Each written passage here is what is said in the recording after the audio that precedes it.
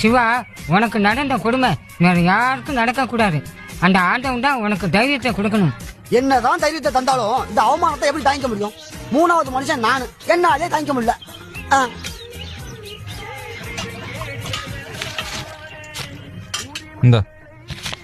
எதுக்கு? தாங்க முடியலன்னு சொன்னியே, விஷம் குடிச்சிட்டு சாவு. ஓடி போனது உன் மாமா பொண்ணு, நான் எதுக்கு கவலை பண்ண விஷம் குடிச்சு சாகணும்? அதே தான் நானும் கேக்குறேன். என் மாமன் பொண்ணுக்கு இந்த கல்யாணம் பிடிக்கல, வேண்டான்னு போயிட்டா. அதுக்கு நான் எதுக்கு கவலை பண்ணணும்? என்ன பேசுற நீ?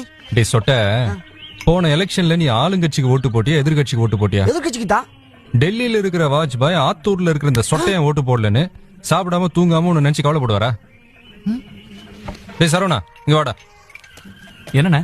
இவனுக்கு முருகனை பிடிக்கும், உனக்கு ஆஞ்சநேயரை பிடிக்கும், எனக்கு கடவுள்லயே இவரை பிடிக்கும் இவரை பிடிக்காதுன்னு பிரிச்சு வச்சிருக்கிறோம். நான் ஒரு சாதாரண மனுஷன்.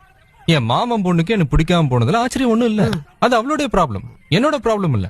இதுக்கு நான் அதுக்கு வருத்தப்படணும்? இப்ப சொல்லு, கவலைப்பட வேண்டியது நானா இல்ல என் மாமன் பொண்ணா?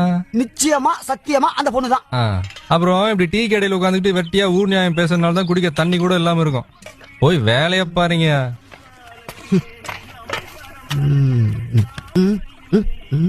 ஆமா, உன் கூட இருப்பானே சண்முகம் எங்க வர என்னால ஆள காணோம்? அவன் வெட்டிப்பாயா ஏதோ வேலை இருக்குன்னு வெளியூர் போயிருக்கான். உன் பொண்டாட்டி அவனோட தான் போயிருக்கா.